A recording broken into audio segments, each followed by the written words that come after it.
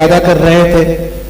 میں آپ حضرات کے درمیان اور ہماری آج کی اس تقریب کے مہمان خصوصی حضرت اقدس مولانا شفیق الرحمان صاحب دام اللہ فیضہم کے درمیان زیادہ دیر حال مناسب نہیں سمجھتا، میں بلا تاخیر حضرت کو دعوت خطاب دیتا ہوں کہ آج کے اس تقریری مسابقہ کے حوالے سے ہم سب کو قیمتی نصائح سے مستفیض فرمائیں۔ حضرت اقدس مولانا شفیق الرحمان صاحب دامت برکاتہم العالیہ، شیخ الحدیث و رئیس جامعہ صدیقیہ۔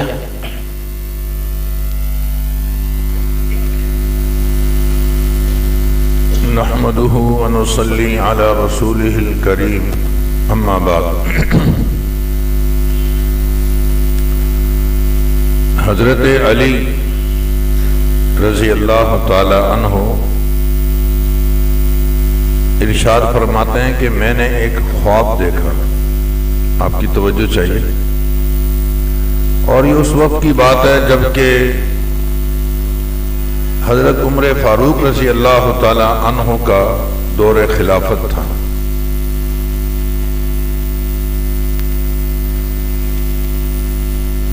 آگے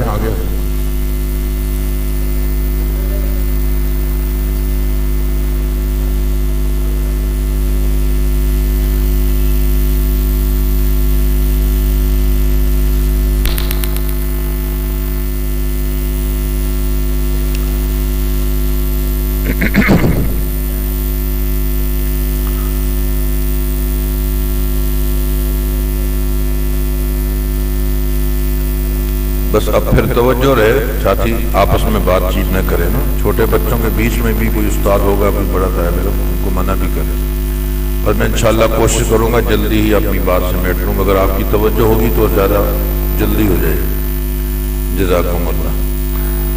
میں عرض کر رہا تھا کہ حضرت علی رضی اللہ تعالیٰ عنہ نے فاروق اعظم رضی اللہ تعالیٰ عنہ کے دور خلافت میں ایک خواب دیکھا۔ خواب میں کیا دیکھ رہے ہیں کہ فجر کی نماز کا وقت ہے اور میں مسجد نبوی میں پہلی صف میں کھڑا ہوں اور امام الانبیاء صلی اللہ علیہ وسلم نماز پڑھا رہے ہیں۔ نماز سے آپ فارغ ہوئے تو گیٹ پہ کسی شخص نے آ کر اعلان کیا، آواز لگائی کہ یہ میں ایک ٹوکرا کھجوروں کا لایا ہوں، کوئی صاحب اسے امام الانبیاء صلی اللہ علیہ وسلم کی خدمت میں پیش فرما دیں۔ تو ایک صحابی اٹھے اور انہوں نے کھجور کا وہ ٹوکری لا کے حضرت کی خدمت میں پیش کر دی۔ خواب ہی دیکھا جا رہا ہے، امام الانبیاء صلی اللہ علیہ وسلم نے ان کھجوروں میں سے ایک کھجور اٹھائی اور مجھے دے دی، میرے سامنے ہی بیٹھا ہوا تھا قریب۔ جب میں نے وہ کھجور کھائی تو بہت اچھی لگی، کھجور ویسے ہی اچھی ہوتی ہے، اور پھر جب امام الانبیاء صلی اللہ علیہ وسلم کے مبارک ہاتھوں سے مل جائے تو اس کی اس مٹھاس میں یقیناً اور اضافہ ہو گیا ہوگا۔ تو آپ نے جب کھجور تناول فرمائی تو فرماتے ہیں مجھے بہت اچھا لگا، میں نے ہاتھ بڑھایا کہ ایک کھجور اور دے دے، بس ہاتھ بڑھایا ہی تھا کہ ایک کھجور آپ اور عنایت فرما دیں، اور میری آنکھ کھل گئی، کچھ بھی نہیں تھا، خیر آنکھ کھل گئی، تہجد کا وقت تھا، میں جلدی سے اٹھا اور وضو کیا، نماز پڑھی، اتنے میں اذان ہو گئی تو میں مسجد میں نماز پڑھنے کے لیے گیا۔ توجہ کرنا، فرماتے ہیں کہ ایسا عجیب اتفاق ہے کہ اس وقت امامت فرمائی وقت کے امیر المؤمنین حضرت عمر بن خطاب رضی اللہ تعالیٰ عنہ نے، اور پہلی رکعت میں وہی سورت پڑھی جو میں نے خواب میں آپ صلی اللہ علیہ وسلم کو پڑھتے ہوئے سنا تھا، اور دوسری رکعت میں بھی وہی سورت پڑھی جو میں نے خواب میں آپ صلی اللہ علیہ وسلم کو پڑھتے ہوئے سنا۔ خیر نماز ہو گئی، میں پہلی صف میں تھا، نماز سے فارغ ہوئے تو گیٹ سے کسی خاتون نے یا کسی شخص نے آواز لگائی کہ یہ میں کھجوروں کی ایک ٹوکری لایا ہوں، امیر المؤمنین کی خدمت میں کوئی ساتھی پیش کر۔ ایک صاحب اٹھے اور جا کر کھجوروں کا ٹوکرا لیا اور امیر المؤمنین عمر بن خطاب رضی اللہ تعالی عنہ کی خدمت میں پیش فرما دیا۔ میں چونکہ بالکل سامنے ہی تھا تو حضرت نے ایک کھجور اٹھائی اور مجھے دے دی۔ میں نے وہ کھجور کھائی تو مجھے بہت اچھی لگی، وہی بات کہ کھجور ویسی اچھی۔ اور پھر امیر المؤمنین عمر بن خطاب رضی اللہ عنہ بھی کوئی معمولی شخصیت نہیں تھے جن کے ارادوں پہ اللہ پاک نے قرآن کی آیتیں بنا کے نازل کی ہے، تو کوئی بات تو ہوگی نا، جن کے بارے میں آپ نے فرمایا جس راستے سے عمر جائے اس راستے میں شیطان کی جرت نہیں ہوتی جو ٹک جائے اور اس راستے سے وہ بھی جائے۔ تو بہرحال ان کے ہاتھ سے ملی ہوئی کھجور کی اپنی ایک مٹھاس تھی۔ توجہ کرنا، مجھے جو بات کہنی ہے وہ اگلی ہے۔ حضرت فرماتے میں نے ایک کھجور کھا لی اور ہاتھ بڑھایا کہ ایک اور دے دو۔ اب تو سب کچھ بیداری بھی ہو رہا ہے نا، خوف تو نہیں ہے۔ میں نے ہاتھ بڑھایا کہ ایک کھجور اور دے دیں۔ حضرت نے میرے کان کے قریب اپنا منہ کیا اور ارشاد فرمایا، رات کو اگر حضور صلی اللہ علیہ وسلم دوسری کھجور دے دیتے تو میں بھی دے دیتا۔ اللہ اکبر کبیر۔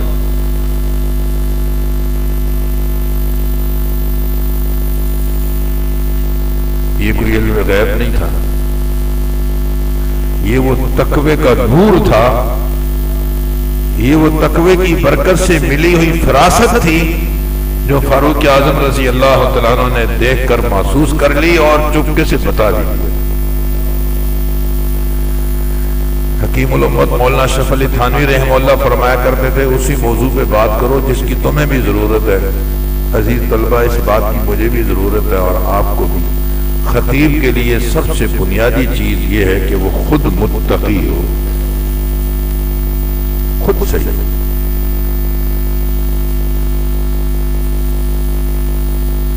مجھے کوئی آدمی کہتا ہے مجھے گلاس میں پانی ڈال دو، تو میرے جگ میں کوئی پانی ہوگا تو دوں گا نا، اگر میرا جگ خالی ہے تو میں کیا دوں؟ یار آپ ماشاءاللہ بڑی خوبصورت خوشبو لگائی ہے، کون سی ہے، کہاں سے لی؟ یہ سوال تو میں جب کروں گا جب اگلے نے کوئی خوشبو لگائی تو ہو۔ اگر اس نے کوئی خوشبو لگائی نہیں ہے، خالی خالی بیٹھا ہوا، تو کسی نے کیا سوال کرنا کہ کہاں سے لی ہے اور کہاں سے خریدی ہے۔ جلتے ہوئے انگارے سے آگ لی جاتی ہے، بجھے ہوئے انگاروں سے تو آگ نہیں لی جاتی۔ عزیز طلبہ، یہ وہ بنیادی بات ہے۔ ہمارے نبی پاک صلی اللہ علیہ وسلم کا شاید کوئی ایک خطبہ بھی ایسا نہیں پیش کیا جا سکتا جس میں آپ نے آغاز میں اس بات کو نہ بیان کیا ہو۔ تقویٰ، تقویٰ قرآن مجید میں بعض جگہ پر تو ایک آیت میں ایک دفعہ، بعض جگہ ایک آیت میں دو دفعہ، بعض جگہ ایک آیت میں تین دفعہ تقویٰ تقویٰ تقویٰ۔ ایمان والوں تقویٰ اختیار کرو۔ حتیٰ کہ شادی کی تقریب اگر ہے، شادی نکاح ہو رہا ہے تو نکاح سے متعلقہ تھوڑی آیتیں قرآن مجید میں بہت ساری ہیں، مگر خطبے میں نکاح کے حوالے سے کوئی تذکرہ نہیں ہے۔ اے ایمان والوں تقویٰ تقویٰ لوگوں تقویٰ۔ تو میری یہ درخواست ہے کہ ہم تقویٰ کس چیز کا نام ہے؟ تو بے شک تقوی کے حصول کے لیے عبادت کا ذوق ہونا چاہیے، لیکن تقویٰ بنیادی طور پر زیادہ نفل پڑھنے کا نام نہیں ہے، تقویٰ گناہوں سے بچنے کا نام۔ تقویٰ گناہوں سے بچنے کا نام۔ یہ گناہ حقیقت میں انسان کے جسم پر نا جیسے پھوڑا نکل جائے نا، ڈاکٹر کہتے ہیں یہ کینسر کا پھوڑا ہے، اس کا کوئی علاج نہیں ہے سوائے اس کے کہ عضو ہی کاٹ دو، تو لوگ بالکل شوق سے الٹا اور شکریہ بھی ادا کرتے ہیں، ڈاکٹر کا پیسے بھی دیتے ہیں کہ خدا کے لیے کاٹو۔ ہمارے ایک ساتھی نے اصرار کیا کہ میں انگوٹھا نہیں کٹواؤں گا، کوئی علاج کرو یار۔ بس ڈاکٹر چپ ہو گیا، علاج شروع ہو گیا۔ کچھ دنوں میں دوبارہ گیا، ڈاکٹر نے کہا اب پورا پاؤں کاٹنا پڑے گا، کہ نہیں یار میں پاؤں نہیں کٹواؤں گا، علاج کرو۔ پھر علاج شروع ہو گیا، کرتے کرتے یہاں آدھی پنڈلی پہ آ گیا، اس نے کہا پنڈلی سے کٹے گی ٹانگ، یہاں تک کہ جب گھٹنے پہ آیا نا اس نے کہا خدا کے لیے اب کاٹو ورنہ تو یہ سارا جسم ہی گیا۔ یہاں سے کاٹنی پڑی. اندازہ یہ ہوا کہ اس کو سوائے کاٹنے کے کوئی اور حل تھا ہی نہیں. جو کینسر جو ہوا سو گناہ بھی ایک کینسر ہے. یہ اس کا کوئی علاج نہیں ہے سوائے اس کے جو اللہ نے قرآن مجید میں خود ہی بیان کیا ہے وَذَرُوا ظَاهِرَ الْإِثْمِ وَبَاطِنَهُ. اس کو چھوڑو. دل مانے نہ مانے, جی چاہے نہ چاہے, سمجھ میں آئے یا نہ آئے, جسم پہ نفس پہ آرے چل جائیں تو چلنے دو. اس کو چھوڑنا ہوگا. فَأَمَّا مَنْ طَغَى وَآثَرَ الْحَيَاةَ الدُّنْيَا فَإِنَّ الْجَحِيمَ هِيَ الْمَأْوَى وَأَمَّا مَنْ خَافَ مَقَامَ رَبِّهِ وَنَهَى النَّفْسَ عَنِ الْهَوَى فَإِنَّ الْجَنَّةَ هِيَ الْمَأْوَى. ایک قدم نفس پہ اس کی غلط خواہشات کو کچلے بغیر کوئی اور حل نہیں. وَمَنْ أَضَلُّ مِمَّنِ اتَّبَعَ هَوَاهُ. اس سے بڑا گمراہ کون ہوگا جو خواہشات کے پیچھے چل پڑے. جو دل کے وہی کرنا ہوگا. کیا یہ کیا بات ہے؟ ہم اتنے بے لگام اور اتنے آزاد تو نہیں ہیں. سو عزیز طلبہ ساتھیو, یہ ہمارا مشترک اثاثہ ہے تقویٰ, گناہوں سے بچنا. اس دور میں اللہ تعالیٰ نے ان مدارس دینیہ کی برکت سے ہمیں الحمدللہ ثم الحمدللہ بڑے بڑے گناہوں سے ویسے ہی بچا رکھا. یہ اللہ کا بڑا کرم ہے. باہر کے لوگ آپ سوچ نہیں سکتے. میرے پاس ایک دفعہ ایک پولیس والا آیا, ہمارے علاقے کا تھا, کسی ساتھی سے ملنے آیا تو وہ نہیں ملا تھا میرے پاس. جمعہ پڑا, جمعے کے بعد کافی دیر بیٹھا رہا, 2-2.5 گھنٹے بیٹھا رہا. پھر جانے لگا تو رو پڑا. تو ہم ساتھیوں نے ایک دوسرے کو دیکھ کے ہنسی آئی کہ پولیس والا اور آنکھوں میں آنسو تو بہت کم ہوتے ہیں. تو مگر ہمارے علاقے کا تھا. ہم نے کہا خیریت, شاید کوئی پریشانی ہو. نہیں کچھ نہیں یار, بس مولانا دعا کرو ہمارے لیے. پھر دوبارہ میں نے کہا خیریت تو ہے, آپ اتنا ہم سے بھی غلطی ہو گئی ہو تو معذرت چاہتا ہے. میں حیران ہوا اس کا وہ جواب سن کر جو میں آپ کو سنانا چاہ رہا ہوں. کہنے لگا میری زندگی میں ایسا کوئی گھنٹہ کیا کوئی 5 منٹ بھی شاید نہ گزرے ہوں جس میں کوئی نہ کوئی گناہ نہ ہوتا ہو. کہیں غیبت, کہیں کیا. تو میری زندگی کے یہ 2 گھنٹے سنہرے اور پہلی دفعہ گزرے یار میں نے کسی کی غیبت نہیں کی, میں نے کوئی بد نظری نہیں کی. تو مسجد میں کیا بد نظری ہوگی. اللہ نے ہمیں دین کی برکت سے یہ اچھا خوبصورت ماحول دے دیا ہے. لیکن میں بڑی معذرت چاہتا ہوں, ہمارے لیے ایک بڑا آزمائشی مرحلہ جو ہے نا وہ یہ ہمارے بڑے موبائل ہیں. یہ ایک گند ہے جو ہمارے ساتھ نتھی ہو گیا ہے. اور اب اس میں تعویلیں کر کر کے نہ ہم اس سے جان چھڑا سکتے ہیں اور نہ ہم اس کو صحیح استعمال کر سکتے ہیں. یہ بہت بڑی آزمائش میں پڑ گیا. عالم ہو, طالب علم ہو, جاہل ہو, جس کے پاس یہ ہے نا آخری درجے میں کچھ بھی نہ ہو نا, آپ بولیں جی میں حضرت مولانا مفتی محمود صاحب رحمہ اللہ کی تقریر سننا چاہتا ہوں, اوپر وہ تقریر ہی لگا دیں گے, نیچے محترمہ کو بھی لا کر کھڑا کر دیں گے. بد نظری کا گناہ تو آپ سے کروائی جو مرضی. اور کیا لکھا ہے کتابوں میں کہ جس آدمی کو بد نظری کی نوست جس کو لگ گئی اور بد نظری کے گناہ میں مبتلا ہو گیا وہ عبادت کی حلاوت سے محروم ہو جائے. تو یہی وجہ ہے کہ ہم دعا مانگتے ہیں, مزہ کوئی نہیں آتا. سجدہ کر رہے ہیں, سرور کوئی نہیں ہے. تلاوت کر رہے ہیں, لطف کوئی نہیں ہے. یار حد ہو گئی. ایک آدمی نماز پڑھے اور اس کو اس کا سرور نہ آئے. اللہ اکبر. مولانا فضل الرحمان گنج مراد آبادی رحمہ اللہ فرمایا کرتے تھے کہ میں سجدے میں سر رکھتا ہوں تو اٹھانے کو جی نہیں چاہتا, ایسا لگتا ہے جیسے اللہ میاں مجھ سے پیار کر رہے ہو. جنہیں گناہوں کا نزلہ نہیں لگتا نا ان کا دل پھر عبادت پہ یوں لگتا ہے. حضرت فاطمہ رضی اللہ تعالیٰ عنہ نے رات کو عشاء کی نماز کے بعد 2 رکعت نماز کی نیت باندھی اور اتنی دیر تک قرآن پڑھتی چلی گئیں یہاں تک کہ صبح کی اذان ہو گئی. جلدی سے اسلام پھیرا, دعا مانگی تو دعا میں فرمایا یا اللہ تیری یہ رات بھی کتنی چھوٹی ہے, میری 2 رکعتیں پوری نہیں ہوئی کہ آپ کی رات ہی ختم ہو گئی. جب آدمی کو گناہوں کا نزلہ نہیں ہوتا نا تو اس کا پھر دل عبادت میں یوں لگتا ہے. آپ نے بارہا پڑھا ہوگا وہ 2 صحابی, ایک مہاجر ایک انصاری, جو رات کو پہرا دینے پہ مقرر ہو گئے تھے. تو مشورے میں طے ہوا کہ ایک آرام کر لے، ایک پیرا دے دے۔ پیرا دینے والے نے سوچا کہ بھئی پیرا ہی دینا نا، تو سوکھا کھڑے ہونے سے بہتر ہے کہ میں نماز میں نیت باندھ کے کھڑا ہو جاتا ہوں، تو پیرا بھی ہو جائے گا، نماز بھی ہو جائے گی۔ نماز پڑھتے رہے۔ اتنے میں دشمن نے تیر برسائے اور ان کے جسم سے خون کے فوارے چھوڑے۔ نماز جاری ہے، بہت دیر سے سلام پھیرا اور اپنے سوئے ہوئے ساتھی کو جگایا کہ یار میرے ساتھ یہ ہو گیا۔ دیکھا تو اس کو تو بیچارہ خون میں لت پت ہے، آپ نے مجھے پہلے کیوں نہیں جگایا، میں جلدی اٹھ جاتا اور آپ کی کوئی مدد کرتا۔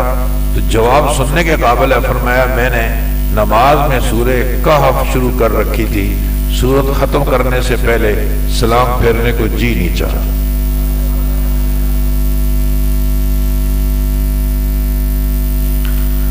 ہم بہت کمزور ہیں، ہمیں اپنے رب سے یہ دعا مانگنی چاہیے، یا اللہ ہمیں گناہوں کا موقع ہی نہ دے۔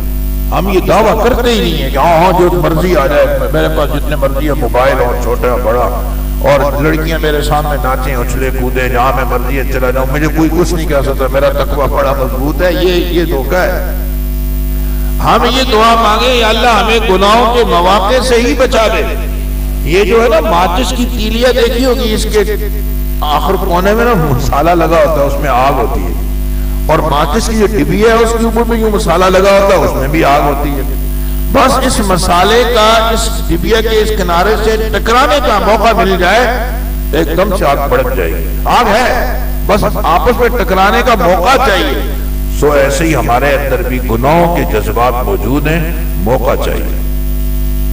یہ دعویٰ ہم نہیں کر سکتے کہ ہم گناہوں سے بچنے میں کوئی بڑا مضبوط رکھتے ہیں کردار، ہم کمزور ہیں۔ ہم اپنے رب کے سامنے اپنی کمزوری کا ہی اظہار کریں۔ اس موبائل میں احوط شکل تو یہی ہے کہ ہم اس سے جان چھڑائیں۔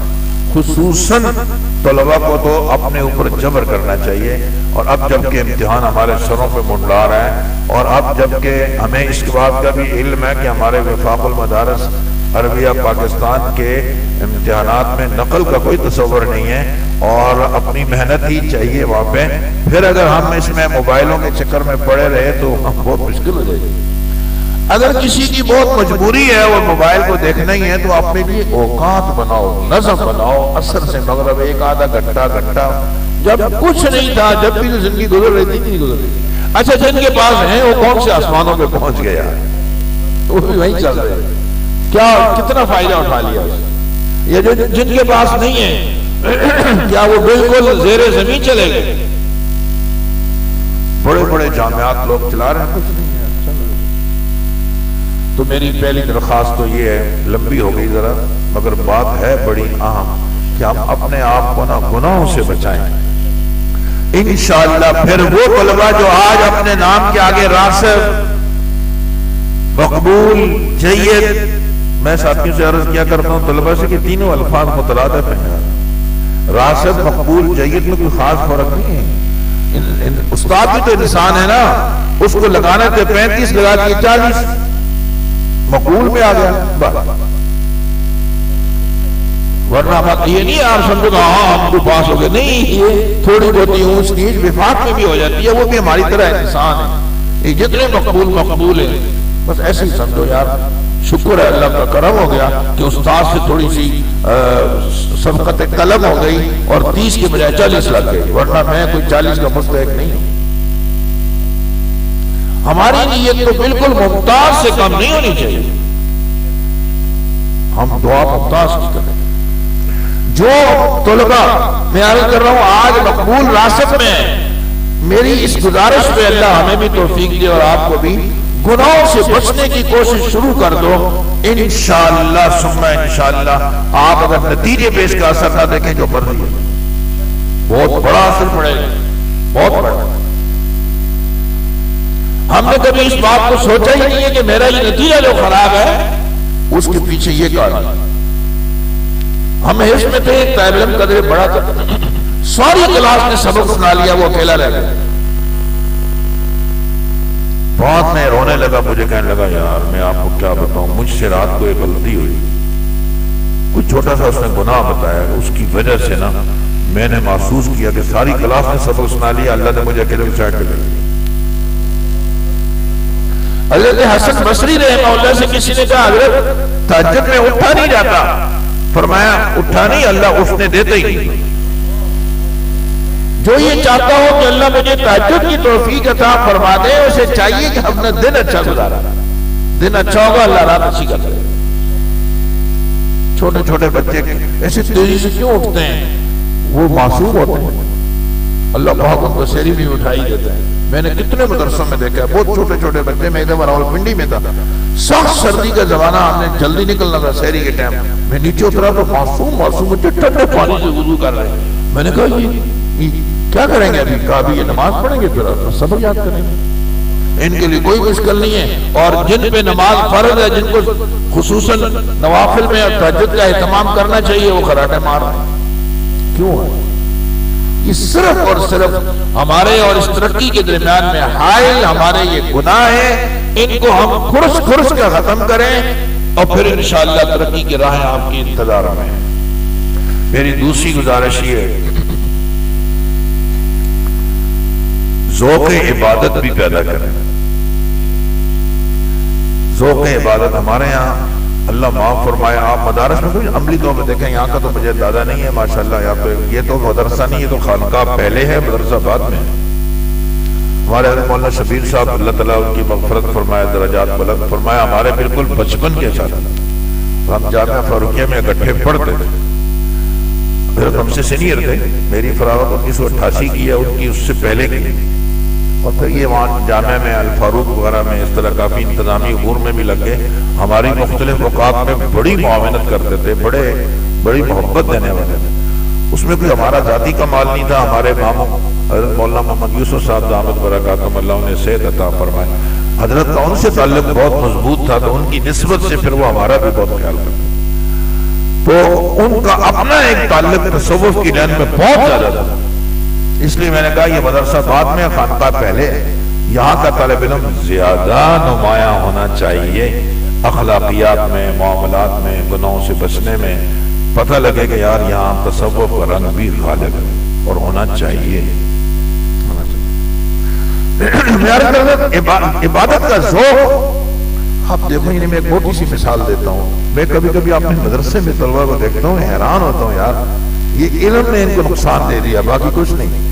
محلے کا آدمی، ڈرائیور، کنڈکٹر، عام لوگ، وہ آ کر پہلی صف میں کھڑے ہو کر عشاء کی سنتیں پڑھ رہے ہیں، عصر کی سنتیں پڑھ رہے ہیں۔ کب پڑھ رہے ہیں؟ ماشاءاللہ، یعنی عصر کی نماز میں، عشاء کی نماز سنتیں پڑھ رہے ہیں غیر موقعہ۔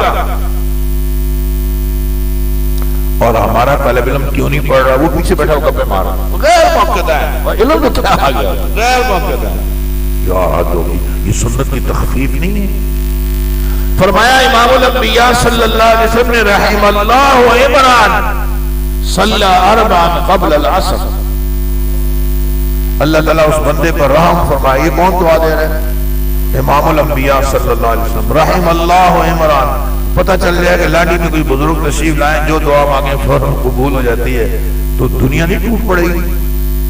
جو بزرگ آئیں، جو دعا مانگیں قبول ہو جائے۔ یہ بڑے ہیں اللہ کے نبی بڑے تھے، وہ تو تاج الاولیاء امام الانبیاء۔ ہر صحابی ولی بھی ہوتا ہے، یہ نہیں کہ ولی کو لگا صحابی، ہر صحابی ولی ہوتا ہے۔ ہر ولی صحابی نہیں ہوگا، لیکن ہر صحابی ولی ضرور ہوگا۔ جتنا عبادت کا ذوق اور دیگر کمالات صحابہ میں ہوں گے، تو کیا حال ان کے استاد میں نہیں ہوں گے؟ تو سارے صحابہ کے استاد تو آپ صلی اللہ علیہ وسلم، آپ صلی اللہ علیہ وسلم کی ہے یہ دعا۔ کن کے لیے ہے یہ دعا؟ صلی قبل العصر اربع، جس نے 4 رکعت نماز عصر سے پہلے کی 4 رکعتیں پڑھی، اس کے لیے آپ نے فرمایا رحم اللہ عمران صلی اربع۔ تو کیا اس دعا کی ہمیں ضرورت نہیں ہے؟ محلے والوں کو ضرورت ہے۔ اچھا، امام ابو حنیفہ رحمہ اللہ زیادہ مصروف تھے یا میں اور آپ؟ امام صاحب بہت مصروف تھے، بہت زیادہ، ہم سوچ نہیں سکتے ان کی مصروفیت کو۔ جنہوں نے فقہ میں اس وقت دنیا میں سب سے زیادہ متبعین اتباع کرنے والے اگر ہیں تو امام صاحب کے ہیں۔ ہمارے یہاں احترام ائمہ اربعہ کا ہے، لیکن متبعین سب سے زیادہ امام ابو حنیفہ کا، اس میں دوسری کوئی رائے نہیں۔ ملکوں کے ملک امام صاحب رحمہ اللہ کی اتباع کرنے والے ہیں، جبھی تو آپ کے حاسدین زیادہ ہے۔ اور امام صاحب رحمہ اللہ جب اذان ہوتی تو اذان سے پہلے مسجد میں، یعنی مسجد میں آنے والوں میں سب سے پہلے امام صاحب اور نکلنے والوں میں سب سے آخری بھی امام صاحب، اور اتنا مصروف آدمی یہ حال ہے۔ شیخ الحدیث مولانا زکریا صاحب رحمہ اللہ نے اپنا واقعہ خود نقل کیا ہے اور اپنے ابا کا بھی بتلایا ہے۔ فرماتے ہیں میرے والد صاحب، میں نے اپنی بوڑھیا خواتین سے سنا ہے کہ میرے والد صاحب دودھ پیتے ہوئے جب دودھ چھوڑا نا، ایک پاؤ پارے کے حافظ تھے، 7 سال کی عمر میں مکمل حافظ تھے۔ اور اپنے بارے میں فرماتے ہیں جب میرا حفظ ختم ہو گیا تو میرے والد صاحب نے فرمایا کہ بیٹا اب جب تک کچھ یہ نہیں طے ہوتا نا کہ آئندہ کیا کرنا ہے، اس وقت تک بس تمہارا کیا کام ہے، روزانہ ایک قرآن مجید پڑھ لیا کرو پھر چھٹی، روزانہ ایک قرآن مجید پڑھ لیا کرو پھر چھٹی۔ اور حضرت فرماتے ہیں گرمی کے ایام میں چھت پہ چلا جاتا، تہجد کے ٹائم سے شروع کرتا پڑھنا، اور الحمدللہ میں دن کو 11-12 بجے قرآن مجید مکمل کر لیتا تھا، اور اس کے بعد میں اپنی مرضی سے فارسی بھی پڑھتا تھا۔ بچپن سے ذوق عبادت۔ امام بخاری رحمہ اللہ کے بارے میں آتا ہے رمضان شریف میں ہر 3 دن میں تہجد میں قرآن ختم، اور دن کے اوقات میں روزانہ افطاری کے ٹائم قرآن ختم، روزانہ۔ کیا عبادت کا اہتمام! صحابہ کرام میں عبادت کا ذوق اتنا تھا کہ آپ صلی اللہ علیہ وسلم کو بلا کر منع کرنا پڑا، بھی کیا کرتے ہو، رات کو آرام بھی کیا کرو، روزانہ روزے مت رکھو، ان لنفسک علیک حق ولزوجک علیک حق ولعینک علیک، یہ سارے ہدایات ان صحابہ کو دی جا رہی ہیں جن کی عبادت اتنی زیادہ ہے، اتنا ذوق کہ آپ صلی اللہ علیہ وسلم کو منع کرنا پڑ رہا ہے۔ میں وقت نہیں جو میں آپ کو ان کے حوال سناؤں کہ کیا عبادت کا ذوق۔ سبحان اللہ! یہ جو ہمارے یہاں قرآن مجید کی منزلیں بنی ہوئی ہیں نا، 7 منزلیں، یہ ترتیب کی صحابہ کی تلاوت کی، ہفتے میں قرآن ختم ہوتا تھا۔ کم از کم یہ جو نوافل ہیں 5، تہجد، اشراق، اچھا چاش کا وقت ہے نا، اشراق کے ساتھ متصل شروع ہو جاتا ہے، بے شک افضل وقت اس کا 9-10 بجے سے ہی، لیکن شروع ہو جاتا ہے، اشراق پڑھ لیا چاش شروع ہو جاتا ہے، اس کے ساتھ اور وقت جوڑو، تہجد، اشراق، چاش، اوابین، صلاۃ التسبیح جمعے میں، اور یہ جو نمازوں کے اوقات، نمازوں کے ساتھ ساتھ جو نوافل ہے، ظہر کے بعد کی 2 رکعت، عشاء کے بعد کی 2 رکعت، اس طرح جو بیچ میں نوافل آتے ہیں، سنت موقدہ، غیر موقدہ، سب اس کا اتنا تو ذوق پیدا ہونا چاہیے۔ ہمیں اگر مدرسے کے اندر طالب علم ڈھونڈنے پڑیں گے، جو حدیث میں آتا ہے جو آدمی 40 دن تک تکبیر اولیٰ کے ساتھ نماز پڑھے گا تو اللہ تعالیٰ اس کو 2 پروانے عطا فرمائیں گے، جہنم سے بری ہونے کا اور نفاق سے بری ہونے کا۔ بھائی کسی نے کچھ اس طرح کیا، کتنا افسوس ہوگا۔ ہمارے شیخ صاحب رحمہ اللہ، مولانا سلیم اللہ خان صاحب رحمہ اللہ، حضرت نے کلاس میں ایک دفعہ فرمایا بھائی کوئی ہے جس نے 40 دن تک تکبیر اولیٰ کے ساتھ نماز پڑھی ہو؟ تو ایک طالب علم نے ہاتھ اٹھایا، پتہ چلا وہ امام ہے، باقی کوئی نہیں تھا۔ تو طالب علمی کے زمانے میں یہ چیزیں ہاتھ میں آنی چاہیے۔ اللہ تعالیٰ جیسی طالب علمی گزرے گی نا، جو زمانہ اس کا طالب علمی کا جتنا اچھا گزرے گا، سو اللہ تعالیٰ بعد میں بھی ایسی ان چیزوں کی توفیق عطا فرمائیں گے۔ جس نے اپنی طالب علمی کے زمانے میں مطالعہ نہیں کیا، بعد میں بھی بھول جاؤ، یہ بات بڑے بڑے مدرس ہو رہے ہوتے ہیں کتاب لی ہوئی، کیونکہ طالب علمی کے زمانے میں تو مطالعہ کیا نہیں۔ وہ طالب علمی کے زمانے میں کبھی وقت میں کلاس میں نہیں آئے تو ابھی بھی نہیں آئیں گے۔ وہ طالب علمی کے زمانے میں مسبوق تھے، ابھی بھی مسبوق ہوں گے، بے شک شیخ الحدیث لگ جائے آدمی، وہ مسبوق ہی ہوگا۔ وہ کسی مدرسے میں کوئی آیا نا، اس نے کہا مجھے سب سے بڑے یہاں کے استاد شیخ الحدیث سے ملنا، اس نے کہا انتظار کرو، جو سب سے آخر میں آ کر کھڑا وہی ہوگا۔ دیکھا تو وہی محتمم صاحب آگے، سب سے آخر میں شیخ الحدیث صاحب بھی تھے، اور وجہ یہ کہ انہوں نے زندگی میں نماز نہیں پڑھی، ابھی بھی توفیق نہیں ملی۔ طالب علمی کے زمانے کے اعمال جو نا اللہ پاک کی طرف سے مہر لگ رہی ہوتی ہے۔ تو یہ ذوق عبادت ادھر پیدا ہونا چاہیے۔ کیا خیال ہے 40 دن تک تکبیر اولیٰ کے ساتھ نماز کون پڑھے گا؟ ہاتھ کھڑا، انشاءاللہ، ماشاءاللہ، سب پڑھو گے؟ میں اساتذہ کی خدمت میں عرض کروں گا کہ جو پورا ہو جائے نا پھر استاد کو بتا دینا میرے 40 دن پورے ہو گئے، اور ان کو جو انعام دیا جائے گا میری طرف سے ہو، اور حضرت جو فرمائیں گے انشاءاللہ انعام میں دیں گے۔ یہ انعام کے مستحق لوگ ہیں، جہنم سے آزاد ہو گئے اور نفاق سے بری ہونے کا پروانہ ان کے ہاتھ چڑھا۔ ماں باپ کتنے خوش نصیب ہوں گے، بیٹا جب سال بھر باہر رہا تو صحیح لیکن ایک تمغہ تو لے کے آیا نا، کچھ تو لے گئے، کم از کم آخری درجے میں روزانہ ایک پارے کی تلاوت تو ہونی چاہیے یار۔ کیا ہے ایک پارہ کون پڑھے گا روزانہ؟ ماشاءاللہ ویسے حفاظ کو 3 پارے پڑھنے چاہیے، ہمارے حضرات یہ فرمانا۔ بڑا دکھ ہوتا ہے، میں اس دن اساتذہ کی خدمت میں عرض کر رہا تھا کہ یار ایک طالب علم ہمارے پاس اسکول ہے، میں داخل ہوا توحید پڑھنے، وہ ثالثہ میں آیا قافیہ پڑھنے اور اصول شاشی پڑھنے، اس کو قافیہ تو یاد نہیں ہوئی، اس کو نہ ہو تو ہم یاد نہ کروا سکے۔ البتہ ایک بات ہے کہ ٹیسٹ لیتے ہوئے جب اس کا حفظ کا امتحان لیا تو 100 میں 100 نمبر لیے، اور اب اس کو وہ حفظ سارا بھول گیا، 100 میں 10 نمبر میں نہیں ہے۔ ہم نے صاف طور کیا کیا ہے، اس کو سارا بناؤ تو آئی نہیں، جو کچھ اس کے پاس تھا وہ خالی کر دیا۔ بہت بڑا عالمی ہے۔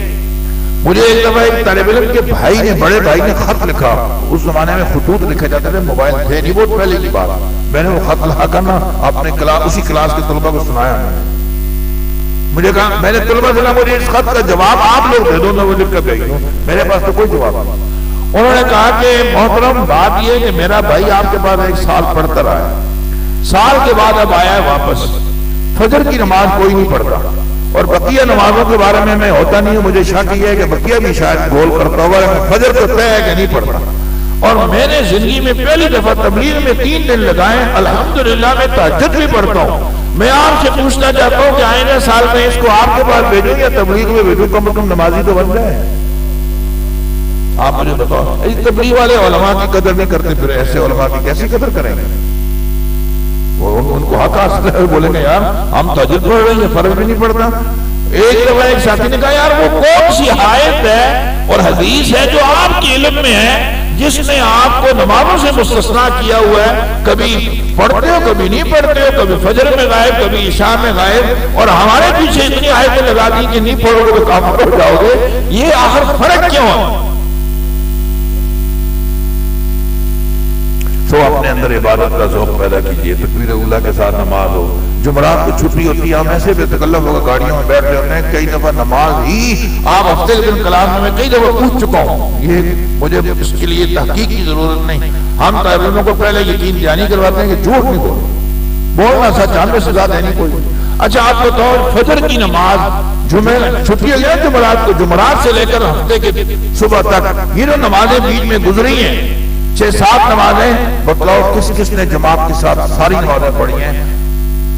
چند ایک ضرور ہوتے ہوں گے اور ہوتے ہیں، لیکن ایک بڑی تعداد ایسی طلبہ کی ہوتی ہے جو جی رہ گئی، جی یہ ہو گیا، سو گیا، فلاں ہو گیا۔ ہماری کلاس میں سابع میں ایک دفعہ اتنے نیک طالب علم کہ مجھے رشک آتا تھا اس کے اوپر، تو فجر کی نماز کی کوئی بات چل پڑی، میں نے بہت زیادہ تاکید کی اور پھر یہ کہا ایمانداری سے بتاؤ فجر آج کی فجر کس نے نہیں پڑھی؟ سب سے پہلے جس کو میں سمجھتا تھا کہ اس سے بڑا ولی اللہ کوئی نہیں، اس نے ہاتھ کھڑا کیا کہ میری فجر چھوٹ جاتی ہے، میری فجر چھوٹ جاتی ہے، اور مجھے بعد میں الگ سے کمرے میں کہنے لگا میں بہت پریشان ہوں، کئی دن سے میں یہ کرب برداشت کر رہا ہوں کہ آپ ہمیشہ نماز پہ شور کرتے ہیں، میری فجر آج سے نہیں، میری ہمیشہ فجر چھوٹ جاتی ہے، پڑھتا ہوں لیکن کبھی 8 بجے کبھی 7 بجے کبھی زور کے ساتھ، مجھے کچھ بتاؤ میں کہاں جاؤں؟ مدرسے میں رہنے والا کا طالب علم، ہم عوام کے سامنے آپ کی یہ والی باتیں نہیں کرتے، الحمدللہ عوام کے سامنے ہم آپ کو جبرائیل سے پیچھے نہیں چھوڑتے، اس سے 2 قدم آگے رہتے، یہ آپ کا ہم پہ حق ہے، ہماری عزت آپ ہو، ہماری پہچان آپ ہو، ہماری تپائی کے سامنے طالب علم کو اٹھا دو، پیچھے کچھ نہیں بچتا، ہمیں کوئی نہیں جانتا، اگر 4 آدمی آج ہمیں جانتے ہیں تو پیچھے ہمارا طالب علم ہے، آج اگر دین کی کوئی شمع روشن ہے تو اس طالب علم کی برکت سے ہے، میں کہوں گا اگر قیامت نہیں آ رہی تو پیچھے یہ مدارس دینیہ ہے، جب تک اللہ اللہ کہنے والے رہیں گے تو یہ دنیا قائم دائم رہے گی۔ آج ہمارے گھروں کو ویران ہونے سے بچانے والے یہ طلبہ حفاظ ہیں، ہمارے گھروں کو قبرستان بننے سے بچانے والے یہ ہیں، لیکن عزیز طلبہ ہمیں اپنی تنہائی میں یاد رکھو ہمیشہ تعریف سے ترقی نہیں ہوتی، تنقید سے ترقی ہوتی، تعریف جہاں ضرورت ہے ہم کرتے ہیں، لیکن یہاں ہم اپنی محفل میں بیٹھ کر تو اپنی کمزوریوں کے مذاکرے کریں تاکہ یہ ختم ہو جائے. اور انشاءاللہ ثم انشاءاللہ ہیرا جو ہے نا ہیرا، وہ ہیرا ہیرا ہی ہے، گٹر میں پڑا ہوا ہو یا اوپر ہو. اس گٹر سے جب ہم اس کو نکال لیں گے، تھوڑا سا پانی ڈالیں گے تو ہیرا اپنی قیمت تو نہیں کھو بیٹھا نا، اس کی قیمت تو ابھی بھی وہی ہے. بس تھوڑا سا اوپر کر کو غبار کو گندا پانی لگ گیا، اس کو ہٹائیں، وہ ہیرا ہے. آپ ہیرے ہو، ہیرے سے بھی زیادہ قیمتی ہو. تھوڑا سا اپنے آپ کو چینج کرو، تبدیل کرو، اچھے ماحول میں فائدہ اٹھاؤ ان چیزوں سے. یہ ماحول پھر نہیں ملے گا، بندہ ترس جاتا ہے. یہ اساتذہ ہمارے ماں باپ، ان کے دلوں میں آپ کی محبت ماں باپ سے بھی شاید زیادہ ہو، کیونکہ آپ ہماری آخرت بھی ہو، ہماری دنیا بھی ہو، ہمارا سرمایہ ہے آپ. تو جو محبت اساتذہ دے سکتے ہیں، بعد میں بندہ ترس جاتا ہے، وہ نہیں ملتی. اپنے پہلی بات میں نے عرض کی تقویٰ، گناہوں سے بچے. دوسری بات میں نے عرض کی عبادت کا ذوق پیدا کرنا، اور اپنے آپ کو مختلف عبادت. وقت ہوتا ہے، یہ فضول بات ہے، بالکل ٹائم ہی نہیں ہوتا نا، ایسا کچھ نہیں ہے، ٹائم سب کچھ ہے. ہم ارادہ کر لیں. ایک بندہ لاٹھی لیے ہوئے کھڑا تھا کہ اس کو کار کو جگہ ہی مل رہی، تو کسی نے کہا زور سے نیچے مار، زمین کے اندر جگہ بن جائے گی، وہیں گاڑ دینا. کام کے اندر کام، کام کے اندر کام، سب ہو جائے گا، یہ بھی ہو جائے گا، وہ بھی ہو جائے گا. یہ فضول کہانی ہے، اور یہ ٹائم ہی نہیں ملتا، یہ کر لوں تو وہ کر لوں. ہمت کرے آدمی، سب کچھ ہو جائے گا. میری تیسری گزارش یہ ہے، اپنا مطالعہ وسیع کریں. ٹھیک ہے، آپ بہت متقی ہیں، بہت نیت بھی آپ کی بہت اچھی ہے، مخلص ترین ہیں آپ، اخلاص کے ساتھ آپ یہاں سے جانا چاہتے ہیں لاہور، اور بیٹھ کے اس گاڑی میں جو جانا چاہتی ہے کوئٹہ، ساری زندگی یہ اخلاص آپ کو لاہور نہیں پہنچایا ہے. اس کے لیے آپ کو سیدھا رخ بھی تو اختیار کرنا ہوگا. تو ہم چاہتے ہیں بہترین نحوی بن جائیں، بہترین صرفی بن جائیں. ہم چاہتے ہیں کہ بہترین فقیہ بن جائیں، مفسر محدث بن جائیں. یہ ساری صفات ہمارے اندر چاہتا ہے ہر آدمی، کون نہیں چاہتا. مگر تروم العز ثم تنام لیلا، تروم العز ثم تنام لیلا یغوص البحر من طلب اللآلی. تم چاہتے ہو میں یہ بھی بن جاؤں، یہ بھی بن جاؤں، مگر سوائے سونے کے کوئی کام نہیں ہے. جو لوگ موتی تلاش کرتے ہیں انہیں سمندروں میں غوطہ لگانا پڑتا. تو میری درخواست ہے، آپ اپنے اساتذہ سے مشورہ کر کے، چھٹیاں آ رہی ہیں، ہم معلوم کہ کون سی کتابیں پڑھنی چاہیے، بس ایسی مطالعہ کرو، سمجھ میں آئے نہ آئے کوئی بات. تاریخ کی کتابیں آپ ازب التاخر ختم کرو، سیرت کی کتاب اٹھاؤ، ازب التاخر پڑھ کے ختم کرو، بہت اچھا ہوگا. یہاں عربی کا ماحول مجھے دیکھ کر بڑی خوشی ہوئی. ایک اضافی صفت ہے، بہت سارے مدارس سے خالی کہ آپ کوئی کتاب عربی میں لے کے پڑھ لو، عربی میں پڑھو. تھوڑی تھوڑی آدمی آہستہ آہستہ ایک وقت آتا ہے تو آدمی کا ذوق بن جاتا ہے، وہ عربی کے علاوہ تو اس کو اردو سمجھ میں آتی بھی نہیں. مطالعہ کریں، ہر مضمون پہ اپنا آپ کا مطالعہ ہونا چاہیے. میں تو یہ کہوں گا، یہ تقریر رٹی رٹائی جو خطبات یہاں سے ہمیں مل جاتی ہے نا، بنی بنائی، وہ نا آپ اپنی بناؤ، اپنی تقریر خود بناؤ. خود بنانے کے لیے آپ نے آئندہ ہفتے میں تقریر کرنی ہے. آج جمعہ ہو گیا ہے، آج ہی طے کرو کہ مجھے آئندہ جمعے میں کون سی تقریر کرنی ہے. اس کے لیے ایک آیت کا انتخاب کیا، اس کی مناسبت سے حدیثیں دیکھی، اس کی مناسبت سے اور امر بالمعروف اور نہی عن المنکر پر آپ نے تقریر کرنی ہے. تو جتنی آیتیں تھی وہ آپ نے اکٹھی کی، حدیثیں تھی اکٹھی کی، کچھ واقعات مل کے اکٹھے کی، تقریر مت ہوئی. ہاں، ساتھ میں یہ ذوق اپنے اندر پیدا کرو کہ آپ کو عربی کے اشعار، فارسی کے اشعار آنے. ہمارے یہاں ممبر و محراب سے فارسی بالکل ہی غائب ہوگی. فارسی میں ایک بہت بڑا وزن ہے، بہت بڑا وزن ہے فارسی. اور عربی کے اشعار، اردو کے اشعار، علامہ اقبال کو بھی پڑھنا چاہیے. ہمیں ان چیزوں پر بھی کچھ توجہ دینی چاہیے کہ ہماری، دیکھو ایک آپ نے گھنٹہ تقریر کی اور ادھر سے آپ نے آخر میں ایک شعر پیش کر دیا تو آپ نے دریا کو کوزے میں بند کر دیا. یہ شعراء بڑا کام کرتے ہیں. تو ہماری تقریر میں یہ چیزیں بھی ہونی چاہیے. آیات احادیث میں عبارت کے حوالے سے بہت توجہ رہے کہ وہ اس میں اعراب کی غلطیاں نہ ہوں، ورنہ اگر تھوڑی بھی آپ نے شعر میں غلطی کر دی یا عبارت میں کوئی غلطی کر دی، فوری ساری تقریر دھم سے نیچے کر جاتی ہے. تو اس لیے ان چیزوں پر بھی توجہ ہو. اور میری آخری گزارش یہ ہے کہ ہمیں دوسروں کی خیر خواہی کا بھی جذبہ ہمارے اندر ہونا چاہیے.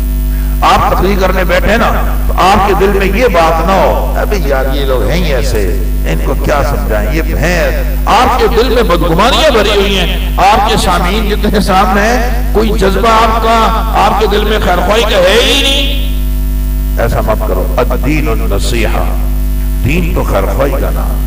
حضرت جریر بن عبداللہ البجلی رضی اللہ تعالیٰ عنہ نے آپ صلی اللہ علیہ وسلم کے مبارک ہاتھ پہ بیعت کی، اس بیعت میں ایک بات کیا تھی، وَالنُّصْحِ لِكُلِّ مُسْلِمٍ، ہم ہر مسلمان کے ساتھ خیرخواہی کریں، خیرخواہی کریں۔ تو ہمارے اندر یہ جذبہ ہونا چاہیے، یہ جذبہ لے کر آپ چھٹیوں میں بھی اپنے علاقوں میں جاؤ، محلے کے اندر چھوٹے چھوٹے بچے ہیں، امام صاحب کو عزت دو، مقامی امام کو عزت دو۔ یہ ہماری بڑی غلطی ہوتی ہے، ہمارا طالب تھوڑا سا کچھ پڑھ گیا نا وہاں جانے کا بدعت ہی ہے اس کے پیچھے، اس کی نماز ہی نہیں ہوتی اس کے پیچھے، یہ مشرک ہے، یہ فلاں ہے، آپ نے فتوے چھوڑ دیے جی، امام مقامی امام آپ کی مسجد کا، اس کو بولا بدعت ہی ہے، اس کے پیچھے نماز ہی کوئی نہیں ہوتی۔ وہ امام آپ کے محلے میں نکاح پڑھاتا ہے، وہ امام جمعے پڑھاتا ہے، وہ امام تراویحیں پڑھاتا ہے، جمعے پڑھاتا ہے، عیدین، آپ نے جب بدعت ہی بول دیا تو لوگ اس کو تو قبول کریں گے، جنازہ اس نے پڑھایا ان کے ابا کا اور دادا کا، جی آپ نے تو نہیں پڑھایا، آپ کو سائڈ پہ کر دیں گے، آپ کو دین کا کام کرنا مشکل ہو جائے گا۔ آپ اس امام کے بھی خیر خواہ بنو، جاتے ہوئے ایک مسواک ہی لے جاؤ، اس کو ہدیے میں دے دو، ایک چھوٹی سی تسبیح لے جاؤ 5 روپے 10 روپے کی، اس کو ہدیے میں دے دو۔ کچھ نہیں کر سکتے ہو، آپ کے ابا اماں نے بہت خوبصورت کھانا بنایا آپ کے لیے، آپ بولے امام صاحب کو بھی بلا لو یار، کھانا ساتھ کھا لو۔ اس طرح کر کے انشاءاللہ آپ علاقے میں بڑا کام، وہ امام خوش ہوگا آپ سے، بولے بھائی آئندہ کے لیے نا یہ جمعہ کل آئندہ تم نے آپ کو تقریریں تیار ہونی چاہیے، تو وہ جو تقریریں آپ یاد کرو وہ جمع کرتے رہو، جمع کرتے رہو، تاکہ اچانک کبھی کہا جائے کہ بھئی آپ نے تقریر کرنی ہے تو یہ نہ کہ مجھے نہیں آتی، تیاری نہیں ہے، کیوں نہیں ہے، کچھ تو تیار رکھو، 5-6 تقریریں۔ سابع اور دورہ کے طالب علم بھی ہمارے یہاں اچانک امام صاحب بولتے ہیں آپ نے نماز پڑھانی ہے، ان کے پاس کوئی تیاری نہیں ہے، کیوں بھائی کچھ تو تیاری ہونا چاہیے نا، اچانک اگر انسان پھنس جائے تو یہ کام کر سکے۔ یہ خیرخواہی کا جذبہ یہاں بھی ہونا چاہیے، جہاں آپ تقریر کر رہے ہیں سامعین کے ساتھ بھی ہو، اپنے علاقوں میں جاؤ تو اہل محلہ کے ساتھ بھی ہونا چاہیے۔ میں بہت زیادہ وقت لے چکا، اس کی معذرت چاہتا ہوں، اور آپ نے بڑی محبت سے میری باتیں سنی، اللہ جزائے خیر عطا فرمائے۔ مولانا محمد طیب صاحب عثمانی دامت برکاتہم، جو ہمارے ہر دل عزیز شخصیت، ہمارے رفیق کار مولانا شبیر احمد عثمانی صاحب رحمہ اللہ کے صاحبزادے ہیں، مجھے خوشی ہوئی کہ الحمدللہ حضرت تو چلے گئے لیکن جو نظم دے کر گئے وہ چل رہا ہے، اور بہت خوبصورت انداز سے چل رہا ہے۔ جو اساتذہ کرام ان کے ماشاءاللہ معاون ہیں اور بھرپور ان کو محبت دی اور ادارے کو چلا رہے ہیں، اللہ سب کو جزائے خیر عطا فرمائے۔ اول دوم سوم آنے والے طلبہ جو امتحان میں آئے ان کو بھی بہت مبارک، اللہ یہ اعزاز باقی رکھنے کی توفیق عطا فرمائے، اور جو تقریر میں آئے انہیں بھی بہت مبارکباد، جو سائل پہ کھڑے ہیں اللہ انہیں بھی آگے بڑھنے کی توفیق عطا فرمائے۔ آنے والے سالانہ امتحان کے لیے بھرپور محنت چاہیے۔ اگر آپ چاہتے ہو کہ تقریر بھی ہماری اچھی ہو، درس قرآن اچھا ہو، اور ہم بہترین عبادت گزار بھی بن جائیں، صرف ایک کام کرنا ہے، وہ کیا کہ اس درس نظامی پہ توجہ دے، جو ہمیں نصاب دیا گیا پڑھنے کے لیے، اس پہ بھرپور توجہ چاہیے۔ ہمارا درس نظامی آپ کو مصنف بھی بنائے گا، ہمارا درس نظامی آپ کو بہترین خطیب بھی بنائے گا، مدرس بھی بنائے گا، کیونکہ آپ تکرار کرو گے تو آپ مدرس اور جو خطیب بنو گے، کاپی لکھو گے تو انشاءاللہ بہترین مصنف بھی بن جاؤ گے۔ یہی 2 طریقے ہیں امت تک اپنی بات پہنچانے کے لیے۔ وآخر دعوانا الحمدللہ۔